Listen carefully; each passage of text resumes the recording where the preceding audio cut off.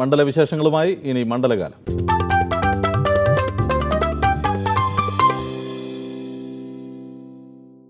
ഈ നിയമസഭാ തെരഞ്ഞെടുപ്പിലെ സമ്പൂർണ്ണ താരമണ്ഡലമാണ് കൊല്ലം ജില്ലയിൽ ഉൾപ്പെട്ട പത്തനാപുരം. അവിടെ സിറ്റിംഗ് MLA ആയ KB ഗണേഷ് കുമാർ ഇത്തവണ 4ാം വട്ട ജയത്തിനുള്ള കഠിന ശ്രമത്തിലാണ്. അതിലേറ്റവും വലിയ പ്രത്യേകത എന്ന് പറയുന്നത് ഇതാദ്യമായി LDF ടിക്കറ്റിൽ മത്സരിക്കുകയാണ് ഗണേഷ് കുമാർ.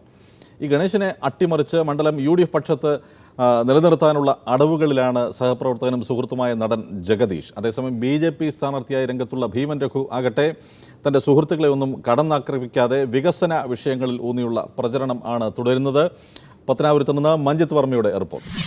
കഴിഞ്ഞ 3 തവണയും സിനിമാ താരങ്ങളെ രംഗത്തിറക്കി പ്രചാരണം കൊഴുപ്പിച്ച KB ഗണേഷ് കുമാറിനെ അതേ നാണയത്തിൽ തിരിച്ചടിക്കാൻ എതിരാളികൾ തീരുമാനിച്ചതോടെയാണ് പത്തനാപുരം ഇത്തവണ ചലച്ചിത്ര മണ്ഡലമായത്. UDF-നായി ജഗദീഷും NDA-ക്കായി ഭീമൻ രഘുവും മത്സരത്തിനിറങ്ങിയതോടെ പത്തനാപുരം മേക്കപ്പില്ലാത്ത ഗ്ലാമർ പോരാട്ട വേദിയാണ്. കഴിഞ്ഞ 3 തവണയും മണ്ഡലത്തിൽ നടത്തിയ വികസന നേട്ടങ്ങളുടെ ബലത്തിലാണ് 4ാം അംഗത്തിന് ഗണേഷിന്റെ ഒരുക്കം. പക്ഷേ അന്നത്തെ പോലെ UDF-ലല്ല LDF സ്ഥാനാർത്ഥിയാണെന്ന് മാത്രം. KSUവിന്റെ സജീവ പ്രവർത്തകനായിരുന്ന പൂർവ്വകാലം ഓർമ്മിപ്പിച്ചുകൊണ്ടാണ് ജഗദീഷിന്റെ വരവ്. പലപ്പോഴും എനിക്ക് നേരിടേണ്ടി വരുന്ന ചോദ്യം, ജഗദീഷ് കുമാറും തെരഞ്ഞെടുക്കപ്പെട്ടാൽ ഇതേപോലെ കാലുമാറുമോ വഞ്ചിക്കുമോ എന്ന ചോദ്യത്തിന് ഞാൻ ഉത്തരം നൽകേണ്ടി വന്നിരിക്കുകയാണ്. അത് ഞാൻ കൺവിൻസ് ചെയ്യാനുള്ള ഒരു ശ്രമത്തിലാണ്. ഞാൻ പറയും എൻ്റെ ജീവിതം ഒരു തുറന്ന പുസ്തകമാണ്. പത്തനാപുരത്തെ പഴയ വിദ്യാർത്ഥിക്കാലം ഓർത്തെടുത്തുകൊണ്ടാണ് സഹപാഠികൾക്കിടയിലൂടെ ഭീമൻ രഘുവിന്റെ പ്രചാരണ മുന്നേറ്റം. മണ്ഡലത്തിൽ ഏറെ വോട്ട് അവകാശപ്പെടുന്ന BDJS നൽകുന്ന ധൈര്യവും ഭീമൻ രഘുവിന് ആത്മവിശ്വാസം നൽകുന്നു. എൻ്റെ കുഞ്ഞുങ്ങൾ 3 പേരെ നല്ല പൊസിഷനിലേക്ക് കൊണ്ട് എത്തിച്ചതുപോലെ പത്തനാപുരത്തുള്ള ദുഃഖങ്ങൾ അനുഭവിക്കുന്നവരും അല്ലാത്തവരുമായിട്ടുള്ള ആൾക്കാരുടെ പ്രശ്നങ്ങൾ നല്ല രീതിയിൽ കൈകാര്യം ചെയ്തുകൊണ്ട് സെൻട്രലിൻ്റെ സഹായത്തോടുകൂടി നല്ല രീതിയിൽ കൈകാര്യം ചെയ്തുകൊണ്ട് അവരെ അതിൻ്റേതായിട്ടുള്ള പൊസിഷനിൽ എത്തിക്കാനുള്ള ശ്രമമായിരിക്കും പിന്നീട് ഭീമൻ രഘുവിൻ്റെ. പത്തനാപുരം പുതിയൊരു സിനിമാ താരത്തെ MLA-യാക്കുമോ അതോ പഴയ താരം വീണ്ടും MLA-യാകുമോ? മണ്ഡലത്തിൽ ഏറെയുള്ള തോട്ടത്തൊഴിലാളികളും ആദിവാസി വോട്ടുകളും സമുദായ ഘടകങ്ങളുമെല്ലാം ഇക്കാര്യത്തിൽ നിർണായകമാകും. ചരിത്രത്തിലെ തെരഞ്ഞെടുപ്പ് കൗതുകവുമായി ഇനി കാലാന്തരം.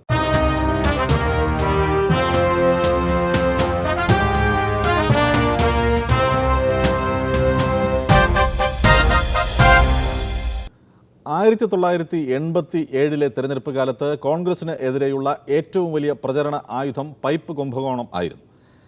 അന്ന് പൈപ്പ് കുംഭകോണത്തിൻ്റെ വ്യാപ്തി വെളിപ്പെടുത്തിക്കൊണ്ട് സംസ്ഥാനത്തൊട്ടാകെ വഴിയോരങ്ങളിൽ കുഴിച്ചിട്ട പൈപ്പുകൾ തിരികെ വെളിയിൽ എടുക്കുന്ന കാലം. അന്ന് ജലവിഭവ മന്ത്രി MP ഗംഗാധരൻ ആയിരുന്നു. മാത്രമല്ല വാട്ടർ അതോറിറ്റിയുടെ ചെയർമാനും അദ്ദേഹം തന്നെ ആയിരുന്നു. സ്വാഭാവികമായും ഈ കുംഭകോണം ഇങ്ങനെ വെളിച്ചത്ത് വന്ന അവസ്ഥയിൽ അന്ന് പട്ടാമ്പി സീറ്റിൽ നോട്ടമിട്ടിരുന്ന MP ഗംഗാധരന് ഹൈക്കമാൻഡ് സീറ്റ് നിഷേധിച്ചു.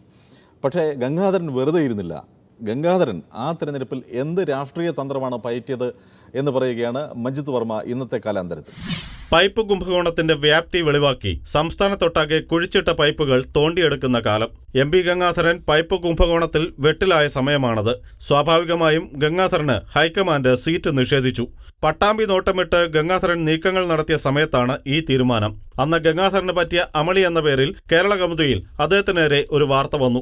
ജലവകുപ്പിന്റെ മന്ത്രിയായ ഗംഗാധരൻ തന്നെയായിരുന്നു അന്ന് വാട്ടർ അതോറിറ്റി ചെയർമാനും. മന്ത്രിയുടെ കാർ ഉപയോഗിക്കുന്ന ഗംഗാധരൻ വാട്ടർ അതോറിറ്റി ചെയർമാന്റെ യാത്രാബത്തയും അന്ന് എഴുതിയെടുത്തിരുന്നു. ഇത് നിയമവിരുദ്ധമാണെന്നും പണം തിരിച്ചടയ്ക്കണമെന്നും ഓഡിറ്റ് വിഭാഗം അദ്ദേഹത്തോട് ആവശ്യപ്പെട്ടിരുന്നു. പണം തിരികെ നൽകാൻ ആദ്യം അദ്ദേഹം തയ്യാറായിരുന്നില്ല. ഇത് സ്ഥാനാർത്ഥിത്വത്തിന് പ്രശ്നമാകുമെന്ന് കണ്ട് ഗംഗാധരൻ പിന്നീട് പണം തിരിച്ചടച്ചു. എന്നാൽ പണവും പോയി സീറ്റ് കിട്ടിയതുമില്ല എന്ന നിലയിലായ ഗംഗാധരന് അക്കാര്യം വാർത്തയായതും പിന്നീട് നാണക്കേടായി. പ്രകോപിതനായ അദ്ദേഹം ഹൈക്കമാൻഡിനെ വെല്ലുവിളിച്ച് റിബൽ സ്ഥാനാർത്ഥികളെ അണിനിരത്തി. മലപ്പുറത്ത് 11 സ്ഥാനാർത്ഥികൾ ഗംഗാധരന് വേണ്ടി അണിനിരന്നതോടെ കോൺഗ്രസും വെട്ടിലായി. ഒടുവിൽ അനുനയ ശ്രമങ്ങൾ ആരംഭിക്കേണ്ടി വന്നു ഹൈക്കമാൻഡിന്.